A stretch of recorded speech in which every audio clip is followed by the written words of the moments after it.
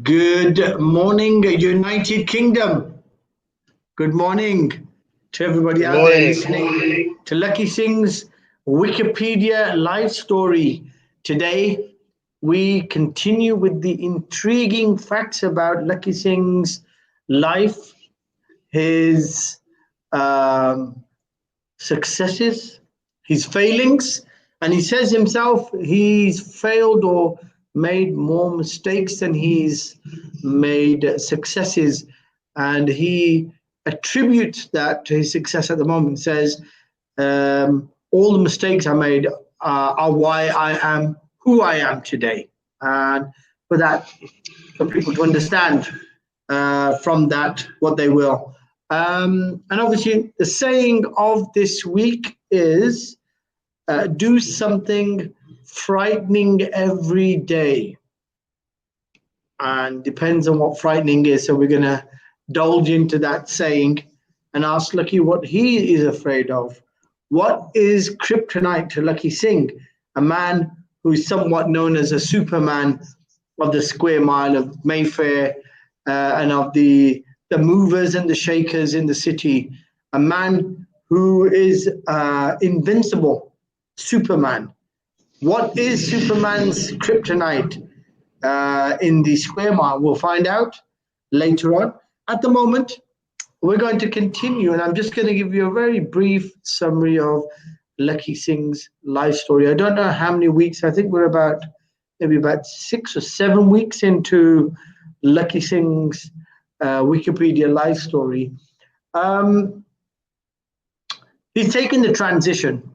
So he was a happy-go-lucky, as he is, lucky, young child with a lovely upbringing, somewhat given too much of a good upbringing by his mom and dad, who loved him and cared for him. And obviously, he had to find out about the wide world or the wicked wide world during his various exploits in working life in business, probably more business, less in his 9 to 5. So, obtaining his degree, going to work in a prestigious suitors. From there, going to Europe, learning Italian as a language. He can speak Italian fluently, and I think that's what's given him the ability to master many other European languages. From there, coming back, realizing or recognizing that there was a calling for Lakhi Singh, a calling for him to be a successful businessman. So even though he was in the 9 to 5, he was making good money, working in the top four. Deloitte had the pleasure of Lakhi Singh's time, where he gave their expertise in setting up international taxation, worked in the Department of Trade and Industry under Patricia Hewitt. Obviously, had lots of recommendations from there. Since then, moved on to private freelance. In the background, cleverly, sneakily, as he is, started to create his property empire. Now, all good things must come to an end, as they say. But Lakhi Singh, in his endeavors, having worked in the mainstream, in the city, worked for a lot of blue chips and corporates, decided somewhere, somehow, he wanted to get out of that. And I think it's quite common, a calling for a lot of people who were in their 9 to 5 jobs, especially when the market opened up in the United Kingdom for the buy to let. Now, the buy to let wasn't a common thing for most of the public, because buy to lets were things that were bought by a particular community of people, i.e., the Asian community, who were quite safe in their investments, were probably more prone to buying additional properties as buy-to-let to secure future reserves or deposits or assets for their children. So he had the first experience with his brother, where his father purchased a buy-to-let, and they managed it, they decorated it, managed it, and got their first experiences in the property world. But then Lakhi Singh realized market was changing, realized that freelance contracting, even though it was extremely lucrative in its pay, slowly went through a metamorphosis from being a freelance contractor and a property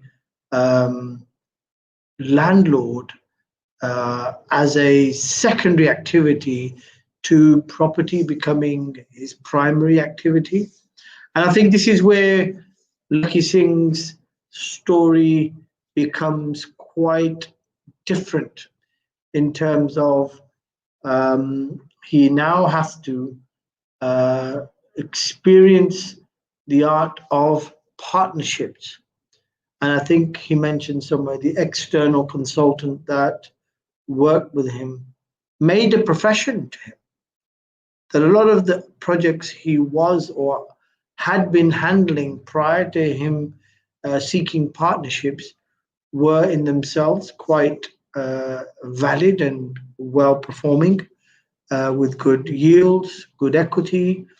And the only reason a lot of his projects started to go sour or started to become problematic was when he entered into partnership relationships. So here lies the problem, that in property, it is all about people, not about properties, because you can buy a property on your own, like Lakhi Singh has shown us, that you can go out there in the big wide world on your own and start buying properties. Nothing's stopping you from doing that. But the problem is going to be, how do you handle those people who come along with you on the journey, whose greed and whose individual aspirations can undermine what you're doing, especially if you have a default in your positioning to assume they know more than you do. So this is where we're going to continue with Lakhi Singh now. We're going to go back into the deep, dark secrets of Lakhi's world and find out. He's left Deloitte now. He's left private freelancing. He's realized the market's going to get tight. So I think we're around 2003, 2004. We're going to get back into Lakhi's mind and into his life and ask him what was happening, Lakhi. What happened? What was happening in that time period? When and how was it you decided to leave any sort of contracting and become a full-fledged private landlord and millionaire in your own right? So Lakhi. Yep. So basically, 2003, 2004. Just before that, I was working at Deloitte, and they merged with Andersons. So for about 2 years, there was a lot of turmoil. So I knew that probably not a really long-term place to stay in. So after 5 years of being there, I actually made my exit around the 2002 mark. And the exit was made primarily then to move into consulting and contracting in digital media and project management. So I literally had 5 different sort of CVs set up, which targeted different types of roles. One was change management. One was more like an IT technical project manager. Another one was content management systems. Another one was digital marketing. Another one was change management, project management. So I targeted all those 5 roles because I had previous experience in those areas. So it was quite tough getting into the contracting arena because I hadn't done it before. But I did actually land my first role with DTI around that sort of time. And I managed to then continue doing quite a few roles over a few years. most of the time was spent sort of establishing my property business and Mhm. getting the foundations of that set up as best as I could at the time. And then Mhm. I took on an office around the 2004, 2005 mark in, I think around the 2003, 2004 mark in Hanger Lane, Crown House. Excellent. An office. I like that. That's right. You became a And then corporate.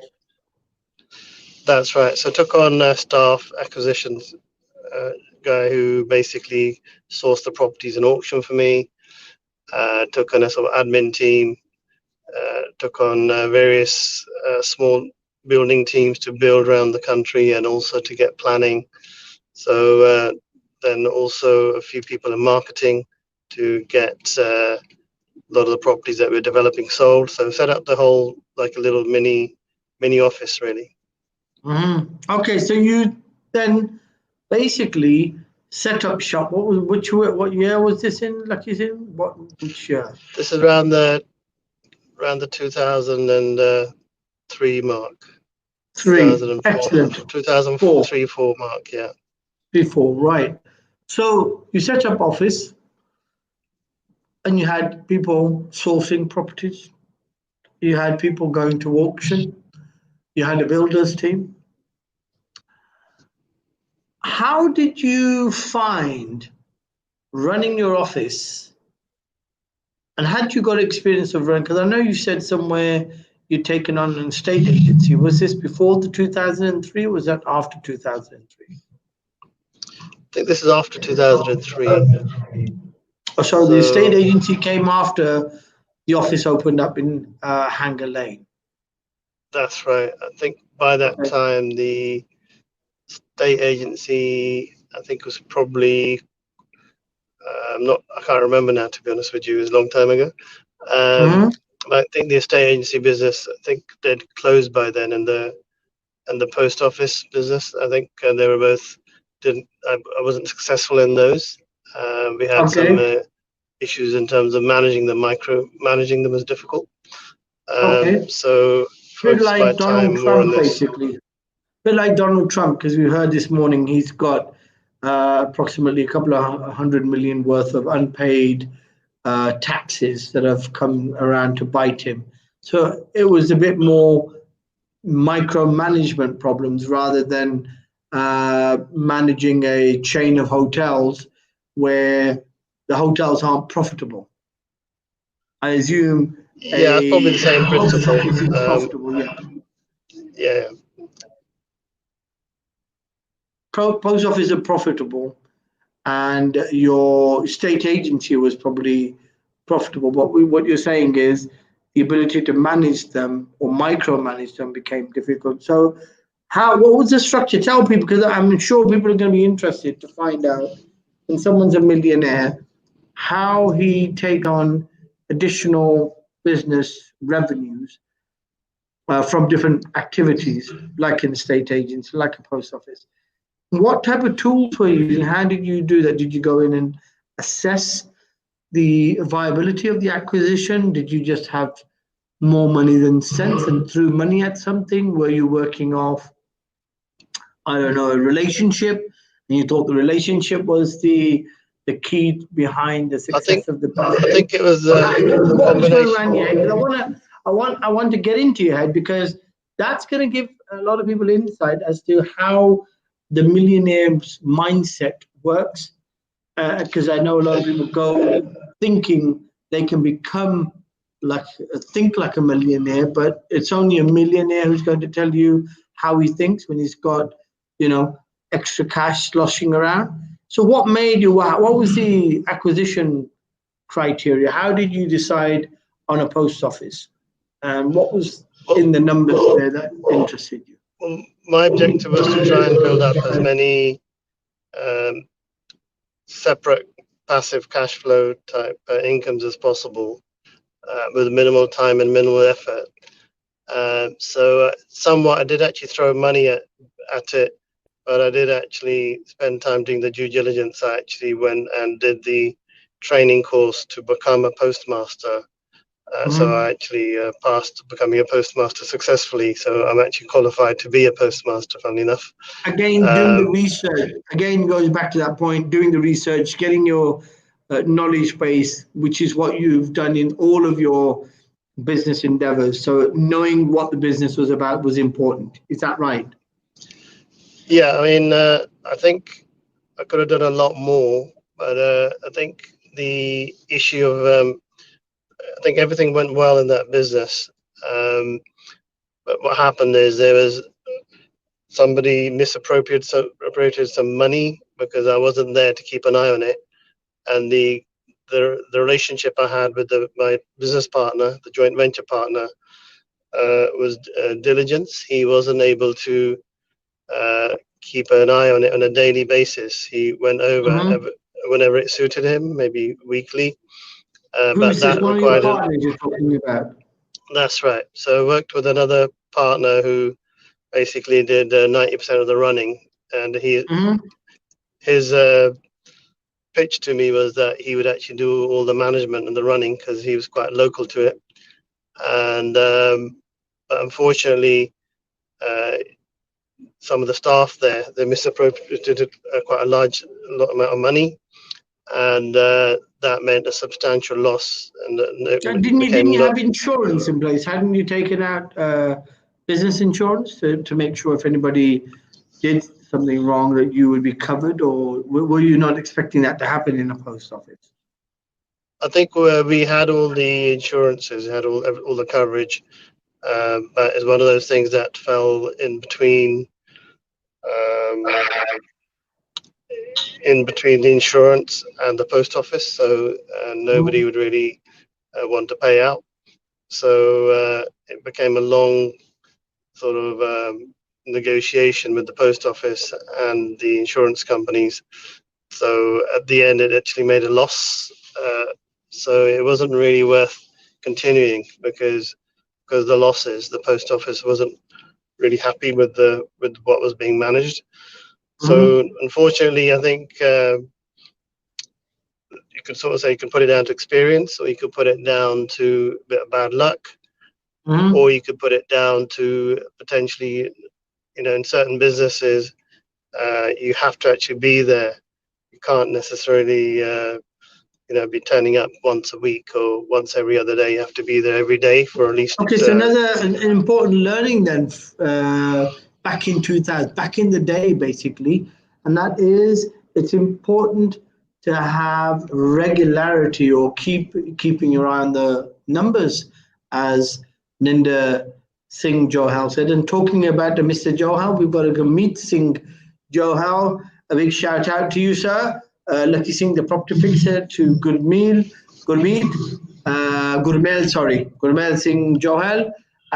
We were looking out for you that day. I think he was a busy man making moves around the country, wasn't able to actually give us his time. We'll try and rebook him in one day to find out what it is Gurmel Saab does. We've also got Sajal Patel, as usual, our favorite FC from the south of the country with the Lakhi Singh sign. Zishan as well. Big shout out to Lakhi Singh, the property fixer. And we also Doug, new gentleman, I think. Thank you very much this morning for the shout out. Everybody's live and up, I think, first day of the week. So I think everybody's obviously gearing up for month end, like you probably do in your businesses, Lakhi. Month end is an important day in the activities of a successful business like yourself. So so we continue with mismanagement. Okay, so what was it that drove you to get into post office? What was it that you thought was going to happen and what didn't happen? What was the learning then out of investing into a post office? What was it that didn't happen that you thought was going to happen? Did you think that the people that you were investing with, they were going to do all the hard work and you were going to sit back and just ching ching count the change? How is it going to Yeah, I think manufacturer?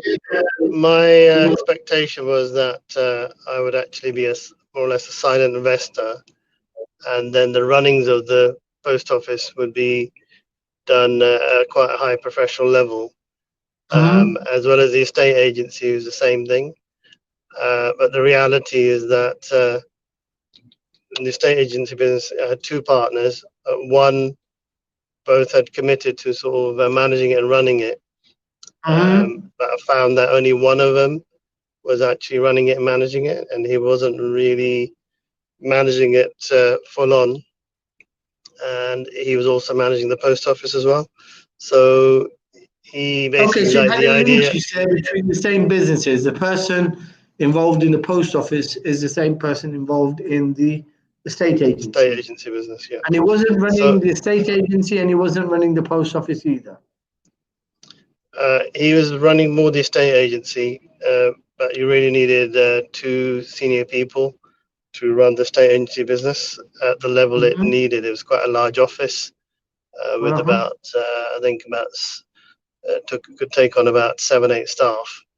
Mhm. So that I think he spread himself a bit too thin, and I was somewhat left to his, let's say, vices, because his Mhm. abilities and inabilities were the ones that dictated how well those two businesses were going to get run. And he Okay. wasn't able to actually manage and run both businesses in a consistent and a regular manner. Okay, so we spoke about uh, previously you saying that you've made more mistakes than you've had successes. So what was the learning that you're taking out of that? What would you do this time if you had the chance again that you didn't do then? Would you buy in a post office? Would you buy an estate agency? How would you then manage it? What's the difference between now and then? Well, put it this way: if I had that sort of money now, I invested, I think, over £100,000.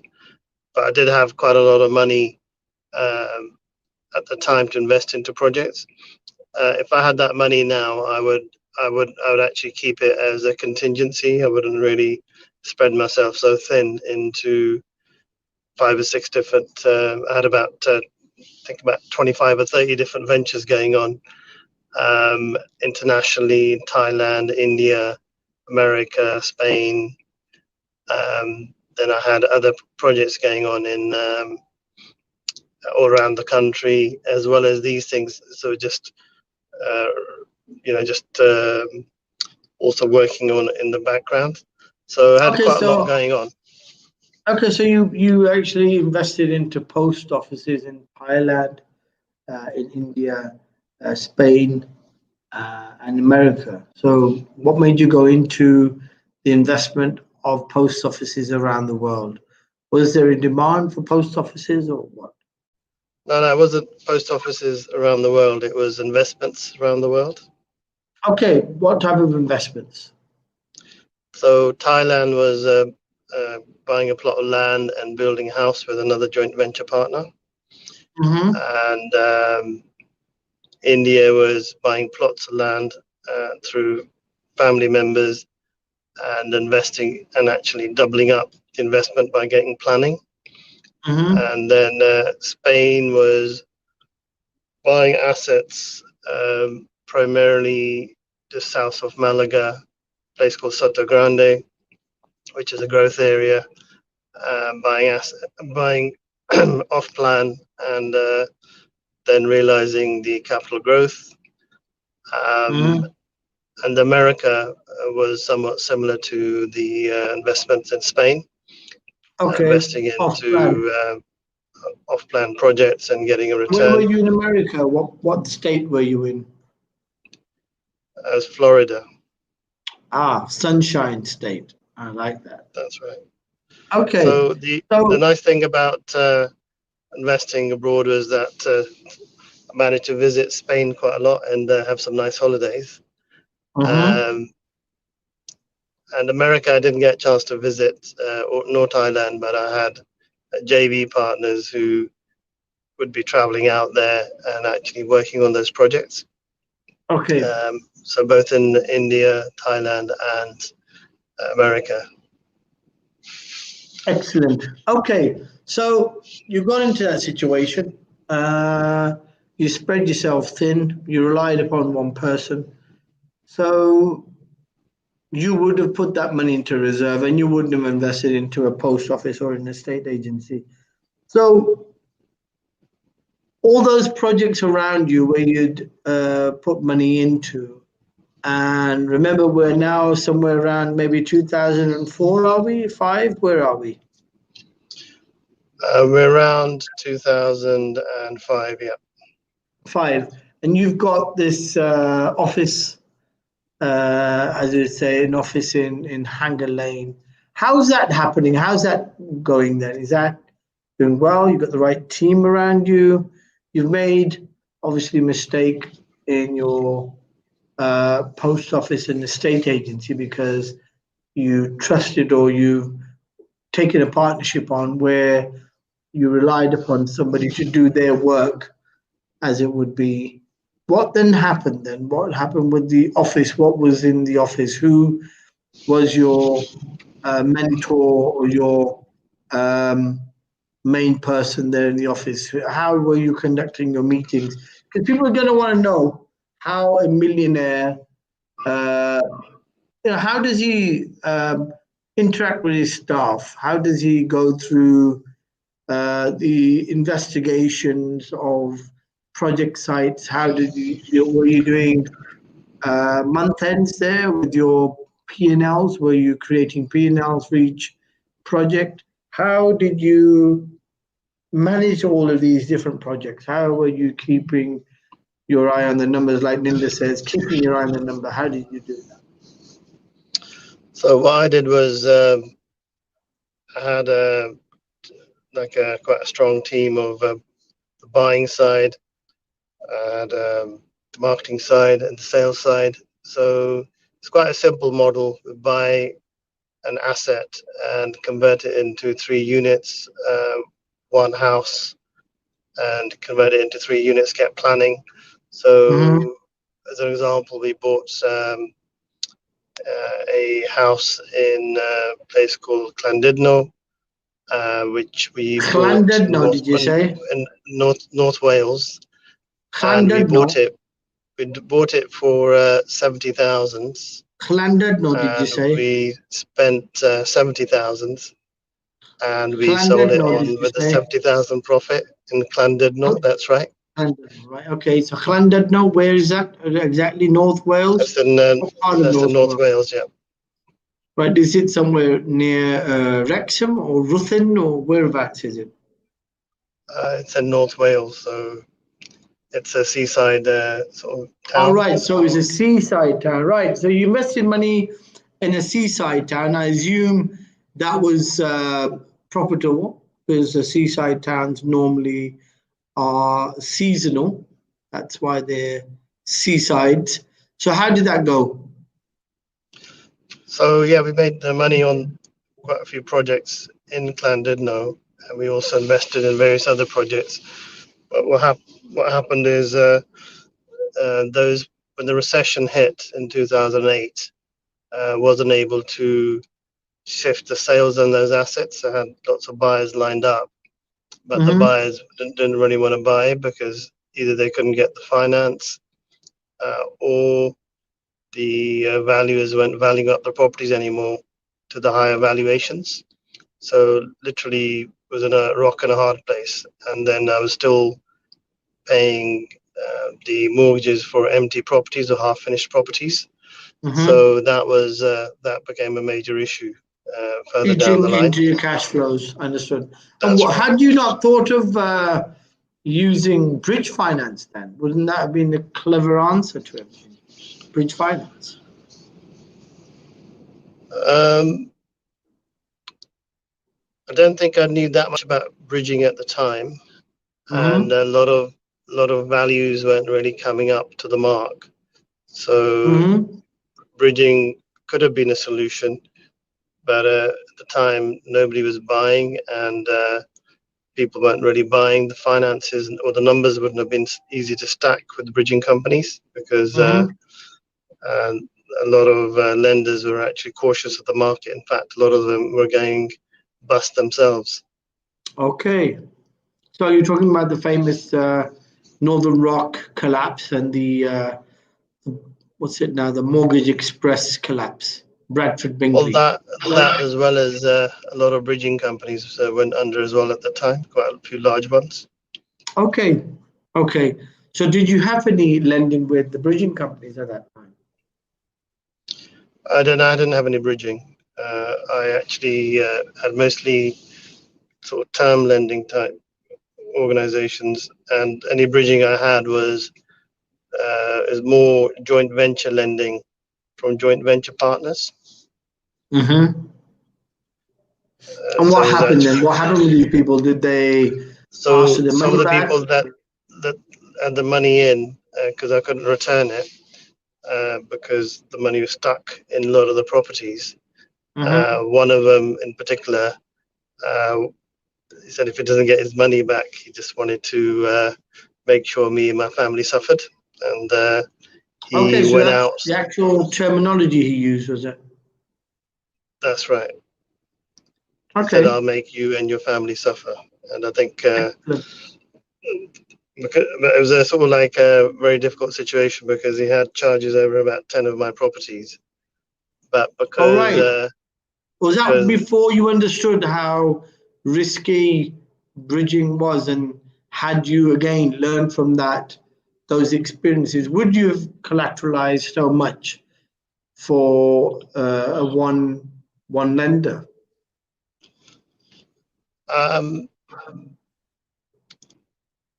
I think my failing was that I didn't think that he would go, how do you say, nuts, and want his money out. And had he actually stayed in, then he would have actually got his money out. He probably had to wait another couple of years. But what he did meant that he didn't get anything at the end, because if you're literally trying to call it obliterate the portfolio uh, by making me go bankrupt, even though I wasn't insolvent at the time, I was actually solvent. But Mm-hmm. he was super connected with the Masons and etc. etc. So I didn't really have a choice but to just get eaten up by the system. Yeah. So what you're saying is, in essence, you were still running a profitable property business, but it's because somebody decided to go after you before the maturity of any of the projects that you were made bankrupt, not because of insolvency in the definition of bankruptcy, but because of the rage or anger or the, as you could, I mean, the word you could use, a legal malice and vexation of the individual. Is that right? Yeah, I'd probably say that that's about right. So I don't think I don't think I could have done anything more, because I took on an external consultancy to come and help me negotiate with this individual as well. Mm-hmm. I got also an accountant to sort of go down with all the figures and show to him really what's what, so everything was transparent. Mm-hmm. But I think he had a one trick formula, because he worked in a large corporate where if people didn't pay up um, in his business units, and they would simply threaten them with bankruptcy and then enforce bankruptcy if they didn't get their money paid. Mm-hmm. So he just applied the same formula that he applies in his corporate life to, let's just say, a friend or a joint venture partner, because I knew him pretty well. Mm-hmm. So it is what it is. Okay, we've got Sonia Lambert who says good morning as well, and she said she used to work for the Masons. So I assume Masons, the funeral directors, or is she talking about the Freemasons, as in I'll build a building for you without charging you? Anyhow, We will find out later. Okay, so you've got into this situation where it's all gotten sticky and gooey, and do you agree with the fact that that period you went through between 2003 and 5 was somewhat determined by external forces? So the market becoming tight wasn't something you could have done. I mean, as far as you're concerned, all your deals, all of your acquisitions, all of your projects were perfectly profitable. Is that right? Yeah, I think had the market not tightened, then it would have I would have probably not had any problems. But unfortunately, the market did tighten, and And then then what interest happened rates then? went up. Interest rates went up. You Yeah, got bad partnerships again, and that's yeah. happened all at the same time. So it's not really a spread out of you creating bad partnerships. It's happened as soon as you've taken your eye off the ball, you've stopped managing your core business yourself, and you started to diversify and expect other people to be doing the job that you were doing perfectly fine. Is that one learning you could say, Lakhi Singh, that you got out of it? Yeah, I mean, I mentioned last time what I did is I met with Duncan Bannatyne Very nice. to get a 1 hour consultation from him, and Mm-hmm. pretty much what he just said. He said that you're too spreadly thin across too many projects. You need to consolidate. So I did actually start consolidating after meeting him in Mm-hmm. 2005, Mm-hmm. um, and tried to take on his advice. But I think a lot of the JV partners that I had, I think um, I was the guy who brought all the money to the table, and they were the ones that delivered the projects. So as soon as the issue came up with the potential looming bankruptcy, they all pretty much ran for the hills, and they just wanted their money out of the projects, but didn't really want to be supportive in Okay, terms of so what you're working with saying me. is, okay, so Yeah. so doesn't it go back to it's not about property, it's about people? Is it not that the type of people you were working with weren't solid, strong business people, but were possibly trying to live off the crumbs that you were throwing at them because of the fact you were successful? You were able to raise large amounts of funds, and they weren't, but they were good at a trade, and they just wanted to do their trade using your money and effectively making money and paying you a profit back. Wasn't that a wrong formula, or do you think that formula still works? Are you now Uh, very guarded about the but way I, you take on partnerships? Have you learned from that, and are you now focused in your core businesses that you manage yourself, or do you have a tendency to waver off as soon as you see something else that looks interesting to you? What's the learning from well, that to now? well, there's a big Is it a difference different between Lucky now? then and now, in the sense that if projects come up now, if there's a case that they need time input and I can get a return, uh, I may consider doing that. They may not require massive amounts of capital, but they may require brokerage time to broker a deal. So, so there's a marked difference in terms of what I would do then and what I do now, which is I help quite a lot of businesses to raise their funds for their projects, and then we get a fee for the advisory work, for doing a bridge or doing an equity raise or getting a capital injection. So I don't get involved so much in getting my own money and putting it into projects. Hardly ever do that. I make Okay, money from so my so time. what you're saying is you work Yeah. off a terminology I think you've coined. It's one of your key, you could say it's probably a USP to the business world of Lucky Singh, back-end fees, where you work to get the client the solution, and then you charge money on the solution being derived. Is that one of the solutions you're talking about? Is that what you're doing now? You're working No, not not quite like that at all. That's close though. I think I used to do that quite a lot, but tend to do more upfront fees now, where people will value my time for things. Less, I'm sort of 100% certain that the back end fees are going to be there. I wouldn't really do anything that's not paid up front. So you become very shrewd in the way you are managing the type of clients. And Sajal Patel, the lovely Sajal Patel, is asking, how long did you know these partners for? You say you entered into a business partnership with them. How long did you know them before you went into a business relationship with these people?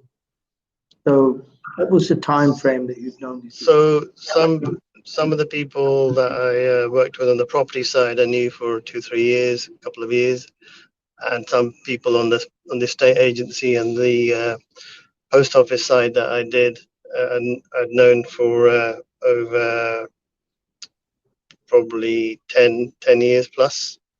Okay, so you've done them well. So what That's was the right. So I knew quality them of these really. people? Were they successful themselves? Were they in their own right successful people and you thought success breeds success and you thought working alongside or letting them work rather the way it should, I assume the way it was, that they were trying to work alongside you, not you working alongside them. And in them working alongside you, you thought you would merge your common strengths and make a sufficient reason to generate money. Is that what you felt was happening? Is that what you got from them? Were they successful businessmen and people, and you recognize them for that, or was it just friendship? What was it? What was the foundation? Was it a bit more than that? Was it a bit more intimate with them? Well, I sort of knew them as friends. A lot of them, I got to know them more on a friendship level first. I think one or two of them I'd actually known of them. I knew that they had a few financial problems, and I tried to bail them out. And my objective was to try and help them to be successful in their own right.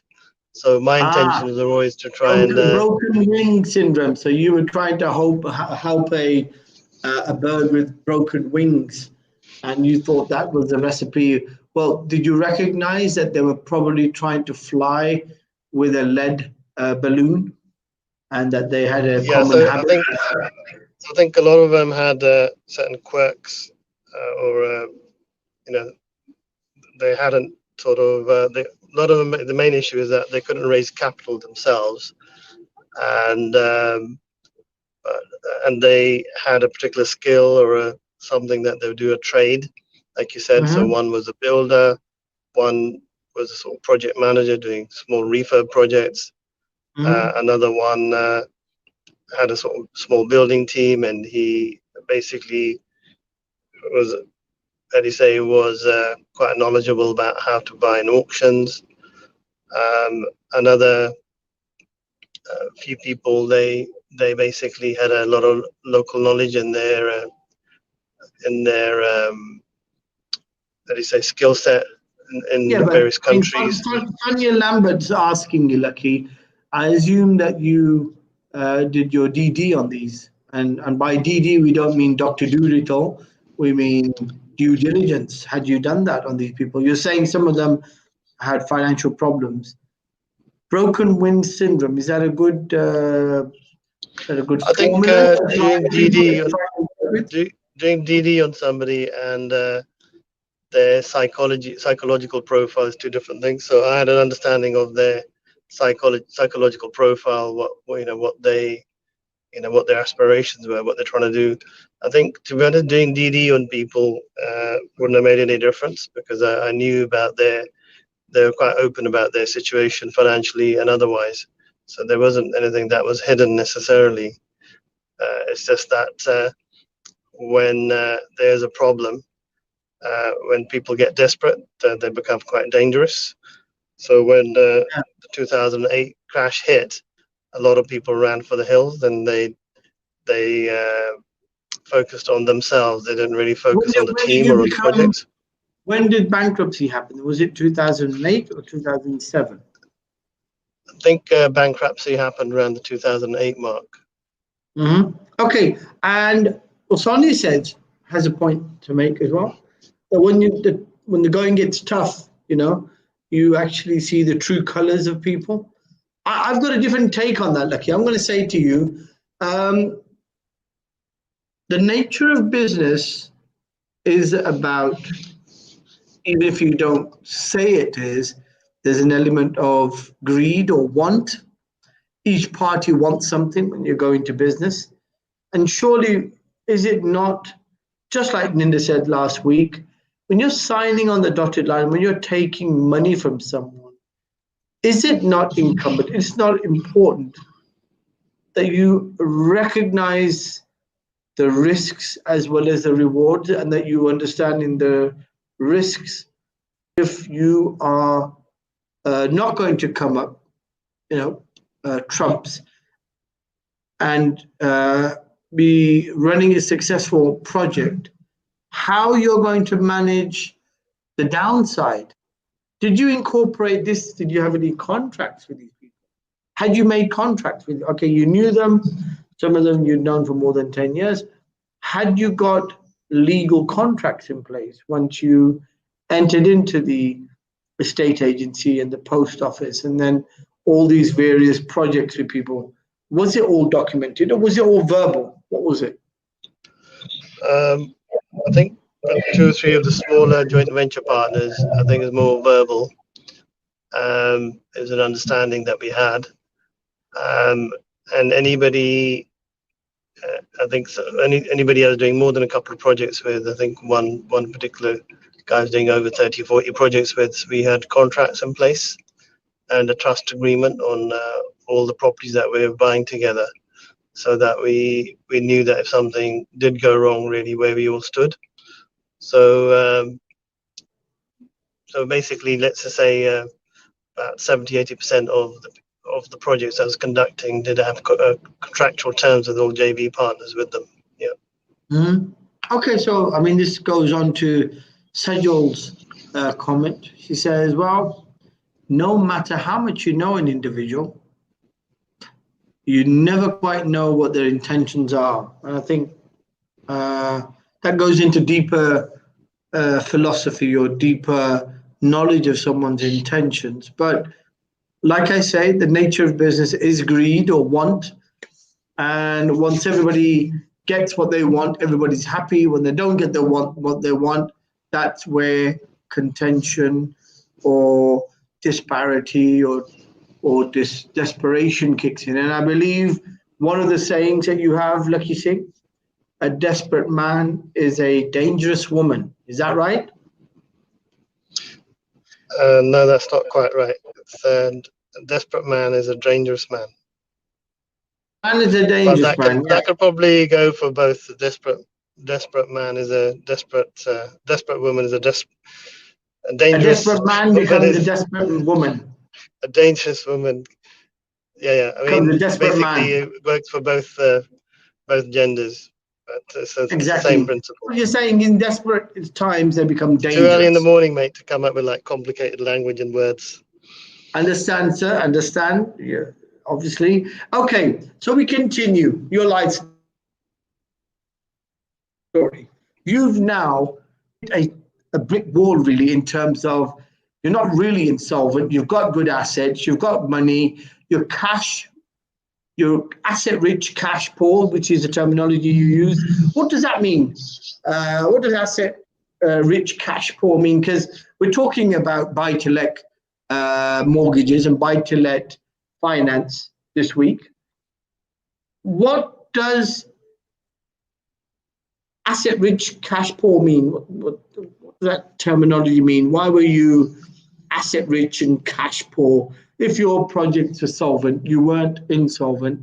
You were made bankrupt because of a system, and obviously you're saying the individual after you was somewhat Mason-based, and I think we understand what that means. What was What happens next? What did you lose and what did you gain? Where were you? You hit the brick wall, you become bankrupt. What was the feeling of being made bankrupt? Was it a detailed, deliberate announcement? Or was it like being prodded with a cattle gun? Was it that type of thing? How did it happen? Not that you're being prodded with a cattle gun, because I know you haven't been. So just ask that question again. I'm not quite sure what you mean. So I can understand you're probably going back into those feelings and those probably traumatic. So I'll repeat it again. So you've all of a sudden, from having perfectly profitable projects, you're not insolvent, you are solvent, you are in a position to pay back the lending to the banks and to individuals, but somebody's made a deliberate attempt to go after you. So he's after you personally. It's not business anymore. And you're saying he comes from a corporate background, but for him to use that corporate formula seems a bit blindsided when he's got money that he wants back out. But then he's gone out intently, made you bankrupt. You hit this big brick wall, this realization that everything you've got around you is basically now subject to the official receiver. What happens next? What's the condition? So basically, we ended up going to court and then having meetings with the trustees and meeting with something called an official receiver in Reading. So it's quite a sort of stressful and quite a sort of, say, difficult process and demoralizing. I mean, having worked in corporate life at the top tier type management, and then also run, I'd say, quite a successful portfolio, which is not really insolvent. There's a huge sort of shock to the system, and not from a financial point of view, but more from a family and personal point of view, because my family were all probably more worried about it than I was in terms of what's going on. And although I could somewhat handle the pressure because I had a management team that came in to support me, and I paid for that service, and they couldn't really quite understand really what was going on. And I think the stress on the family was actually a lot higher than me personally, because I had some level of emotional support through that process.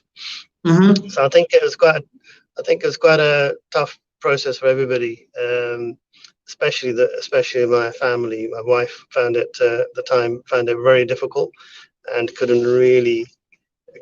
I don't think she's maybe not even come to terms with it quite even yet about what happened at the time. So I wouldn't really wish it upon everyone, especially if you're quite new to business and you're not, so to say, savvy about everything that happens, all the dimensions. So, but whichever way it is, I'll sort of look at it as a blessing, because I met a lot of real people through that process. My life sort of changed. What, like to real as in real people or real dumb people? Meaning I met a lot of real people, meaning that I knew where I stood with them, rather than like Sajal said, you don't really know what people's intentions are. And I've met people where I had a better, clearer understanding what people's intentions were right from the outset, rather than be beguiled to think that they're there to support me for the long term or work with me as partners. So in some ways, life is clearer and better and more understandable now from a point of view of where you stand. And some ways that's do you make that mistake again though? Do you have a tendency, or have you learned from that experience? Do you have a tendency of drifting into relationships without doing the due diligence, as Sonia says? And Sonia says that obviously it's It's very important when people sign on the dotted line or enter into a business relationship, especially, that they all are people who understand the risks. Have you now changed your style? Is Lakhi Singh now the new Lakhi Singh, more sharper, more wiser, more diligent, keeping his eyes on the numbers? Is that now the new Mr. Singh? Or is it the same Mr. Singh, but he's now stuck a shark fin on his back? So a CEO with a shark fin on his back, just to make sure he is protected. So, where are you? Where are you in the cycle? Well, to be honest, there's a balance between due diligence and relationships, and I'd probably say that I'm still quite approachable and work with the good nature of people. But I tend to be a lot more careful about who I do any business with, and do a lot more DD on them and work out really where they may be coming from. So I do a few cross checks before we really get into any real type of business. Okay, so what is that process, and can you tell somebody, because obviously you're brushing over the important things of your life learnings. How do you? What is it that you do? How do you now check somebody? With their credibility? How do you actually find Well, out? I've got a team behind me. So one of my What do you mean senior behind you now? directors. I've got a team behind me now. Literally, I think. Can you come out now, please? No, they're a bit busy. So I've got a team behind me. Funny that will, sense of humor, like you're saying. Obviously, you have grown in your sense of humor. Humongous. So basically, Caroline Williams, by I've the got a way, team actually behind says me. I'm looking So, quite sharp. I think she's, for the first time, I've been given a comment. Caroline Williams says, DJ or VJ Sal, looking very smart this morning, actually says I'm looking very smart, looking more like a businessman than you are, Lakhi Singh. Continue. okay, so yeah, basically, I've got a team behind me. So if we do business with people, we like to get their KYC, their passport check, their utility bills. And then also, if we are doing any major deals or business, we do a lot of asset-based type lending or deals. So it tends to be slightly lower risk, because when you're involving assets and charges, there's less room for misunderstandings, because people will know really what collateral they're putting up into a deal or a business. So I tend to be a lot more careful with what we do the GD, but Excellent. also tend to be a bit more careful about the type of investments or business that we may be conducting with the individuals, and tend to do more business based upon physical assets than to do deals with people necessarily. So I tend to maybe Excellent. 95% of the time deals. Yeah. Last minute now. We're obviously going to have to close up for this week. The Wikipedia life story of Lakhi Singh. Sajjo, by the way, is asking you a bit of advice, and I think Sajjo, we can give you advice in the following program, hopefully. But it's something you could actually ring Sajjo for and talk to her about. And she's saying, what advice do you give to somebody entering into this industry as to how to judge and determine the type of people that she should work with if she wants to get into the property ladder, or onto the property ladder? So with that, Lakhi Singh, I thank you so much this week. Very interesting, getting into the deeper, darker, but not the seedier side of Lakhi Singh's life and his world, and how he's gotten up to here. We're at 2007-8, so we're going to continue next week with important topics around bankruptcy, what it entails. Is it a useful tool? Did it help Lakhi, or has it rather hindered what Lakhi was doing? And did he have to go back to the drawing board and start again? All this we will uncover next week. Thanks so much, Lakhi Singh. the same for this week being Lakhi Singh, the property fixer. I think I forgot to mention that Bob Singh's on tomorrow, yeah? Salih? Right, Bob Meet yourself. Singh's on tomorrow. Yes, finally. Mr. Bob Singh is going to be on. But Amir Singh, we invite you back. Obviously, you're a busy man making moves. Haven't got time for us. And again, thank you so much. And the same for this week being every day attempt to do something that scares you. Talking to Lakhi scares me. So I'm doing that every day. Take care.